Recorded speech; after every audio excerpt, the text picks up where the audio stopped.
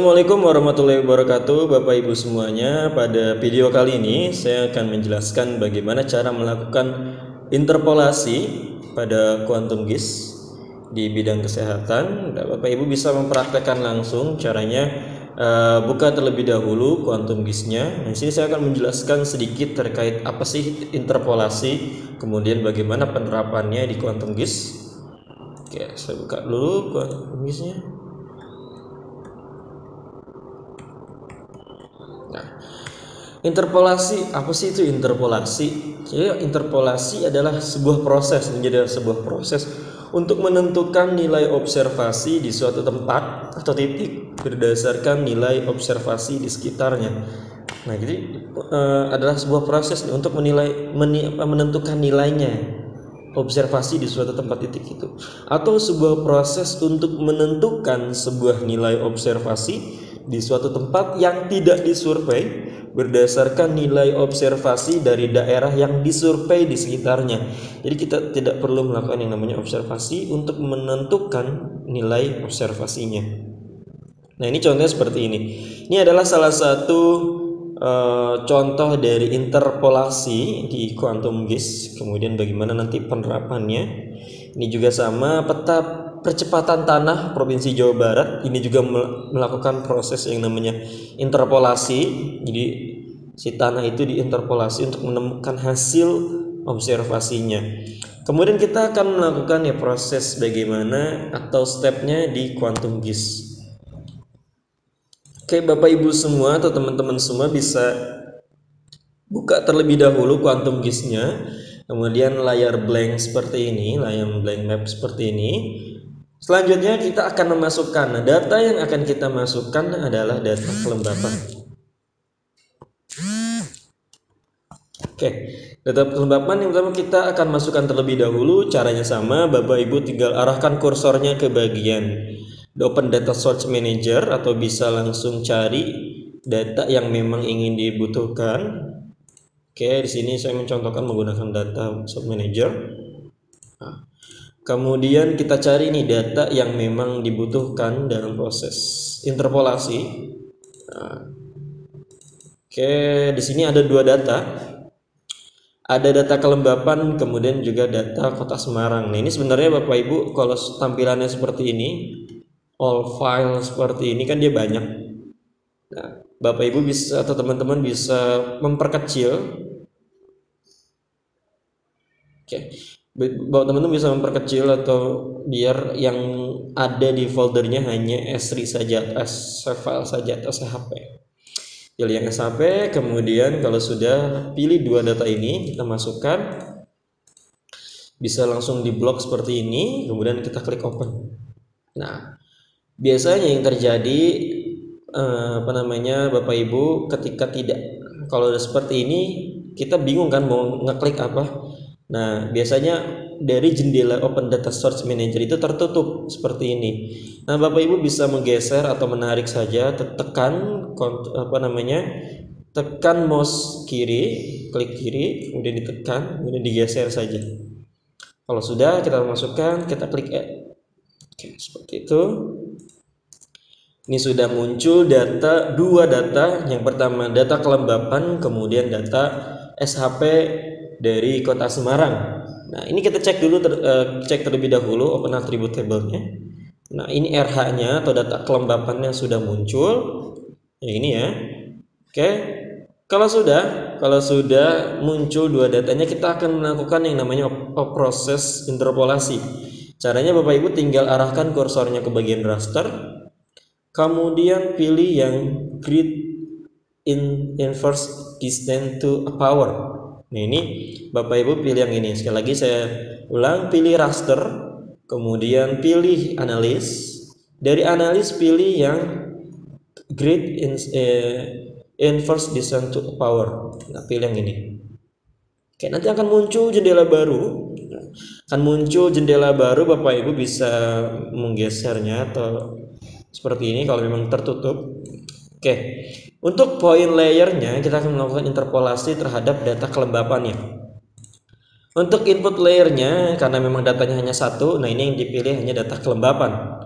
Kemudian untuk weighting powernya itu default saja, biarkan. Smoothie-nya Bapak Ibu bisa memilih antara range sekian dan sekian. Kalau saya pribadi lebih default saja, biarkan saja. Ini kita lakukan analisis terlebih dahulu.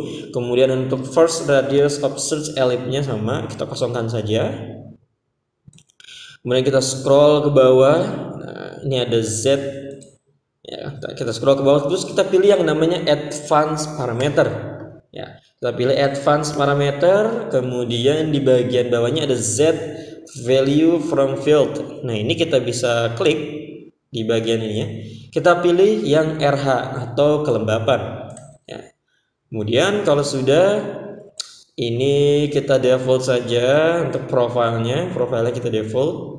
Kemudian untuk output data type itu kita float ke 32. Ini kita coba. Kemudian interpolate IDW. Ini kita bisa kita save. Bapak Ibu bisa memilih save atau tidak, itu bebas ya.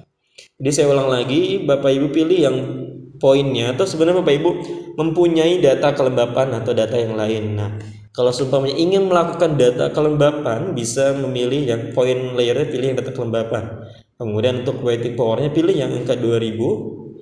Kemudian kita scroll ke bawah di bagian advanced parameter. Di bagian advanced parameter, Bapak Ibu bisa memilih yang RH. Nah, kemudian bisa scroll ke bawah, kemudian di bagian output data type itu pilih float 32. Nah, itu pilih yang itu aja. Kalau sudah, Bapak Ibu bisa melakukan proses save. Nah, di sini saya beri ada dua cara.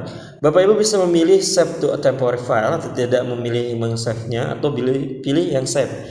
Saya pribadi lebih condong untuk melakukan save to file. Kenapa? Karena ketika saya ingin melakukan analisis ulang terhadap objek ini atau project ini, itu bisa datanya tidak akan hilang. Ya. Kalau seumpamanya datanya hanya save temporary file, jadi hanya tersave di bagian layernya saja, tidak tersave ke folder. Gitu. Jadi apabila Bapak Ibu ingin meneruskan atau tiba-tiba laptopnya mati seumpamanya, atau baterainya habis, nah itu kan otomatis ketika ingin membuka quantum disk-nya lagi, itu datanya tidak ada. Seperti itu. Nah, saya sarankan lebih condong untuk save to file seperti itu. Sebenarnya lebih aman agar datanya tidak hilang. Ini bisa pilih save to file. Kemudian bisa ketik saja interpolasi Semarang contohnya. Kemudian kita bisa klik save. Nah, kalau sudah, nanti hasilnya akan berbentuk TIFF atau raster. Oke. Kalau sudah, bisa kita running, tunggu sampai proses dari interpolasinya selesai.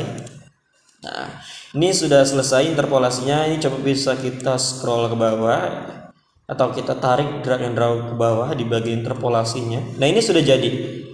Ini sudah jadi hasil interpolasinya. Kemudian, nah, ini bisa kita langsung atau kita ubah ya. Bisa kita ubah atau kita berikan yang namanya simbologi warna agar terlihat lebih jelas bagaimana hasil kelembapannya. Nah, ini bisa kita klik kanan di bagian interpolasi, hasil interpolasinya, kemudian pilih properties. Oke, dari properties Bapak Ibu semua akan merubahnya. Ada sedikit perubahan di bagian band renderingnya. Di bagian render type-nya Bapak Ibu ubah yang awalnya single band gray, ubah menjadi single band pseudo color ya. Pilih single color. Kemudian untuk color RAM-nya ini tentunya kita biasa saja klik ini. Kemudian untuk color RAM-nya Bapak Ibu bisa memilih sesuai dengan kebutuhan, entah itu warnanya yang ada di invert color RAM-nya. Ini Bapak Ibu bisa memilih dari range hijau, kemudian ada gradasi warna ke putih atau biru, putih, kemudian bisa spektral, atau dirasa di bagian ini pewarnaan atau color paletnya kurang cukup atau tidak bagus, tidak sesuai dengan analis. Bapak Ibu bisa memilih di bagian all color ramps seperti ini, all color ramps. Atau memang sekiranya di all color ramps ini tidak bagus, bisa pilih create a new color ramp. Kemudian di bagian please select color ramp type-nya bisa mungkin katalog di bagian city di sini, kemudian bisa klik OK. Tunggu sampai proses jendela dari color ramp-nya ini memang sedikit lama karena di dalamnya banyak warna ya Ibu semua. Nah, ini bisa pilih yang ini topografi contohnya. Ini saya pilih yang ini. Bebas sebenarnya Bapak Ibu bisa memilih yang mana saja warnanya. Ini hanya contoh. Oke.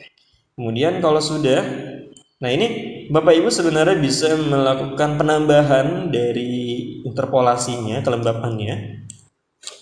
Nah, cara untuk menambah, ini kan hanya 5 nih Bapak Ibu, hanya bisa di tampilan layarnya hanya 5. Bapak Ibu ingin menambahkan 6, 7, 8 dan sekian.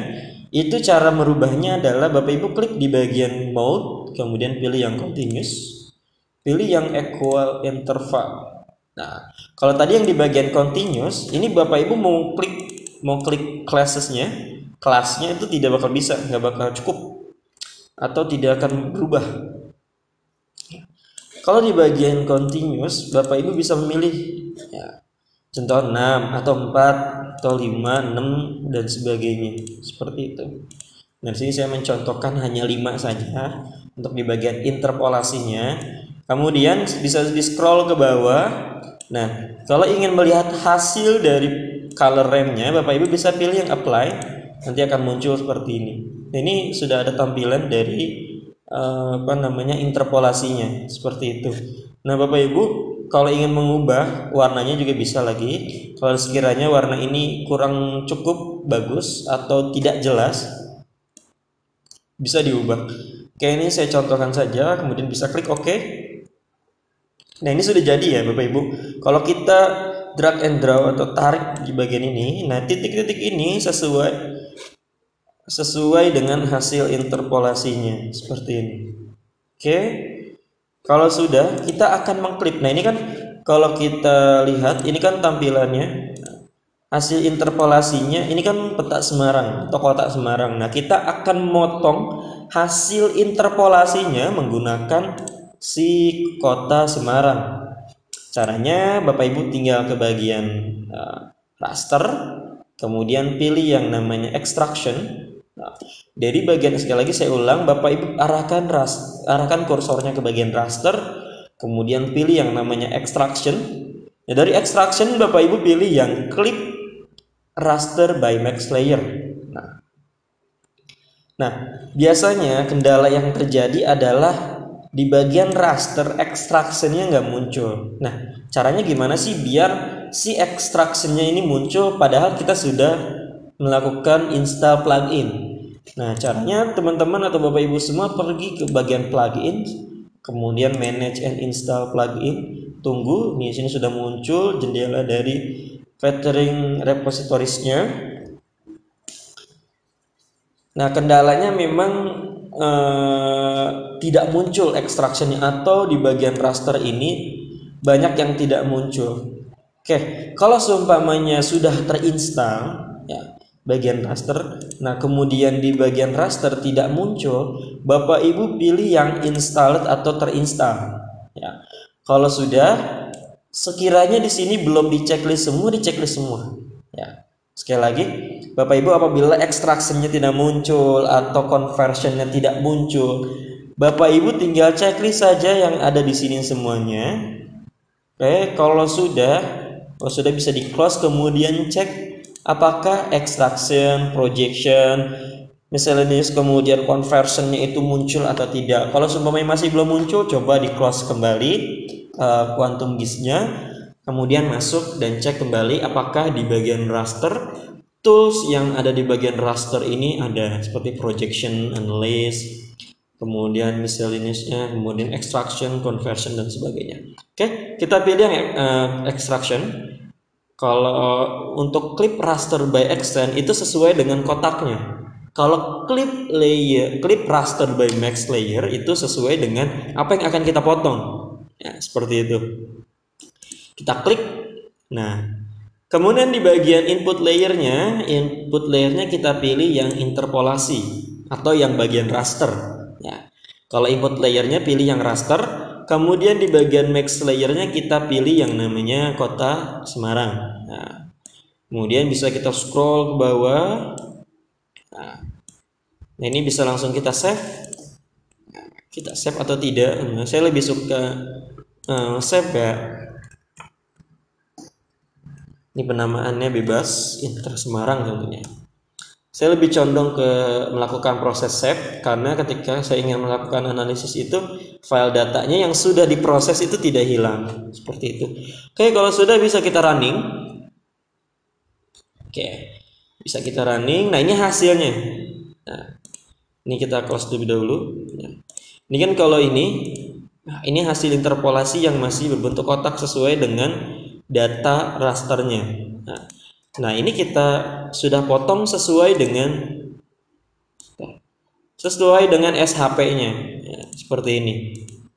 Oke, kalau sudah, ini juga kita bisa melakukan yang namanya simbologi warna.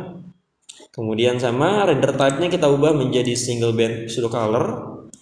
Kemudian ini bisa kita ubah warnanya sesuai dengan kebutuhan.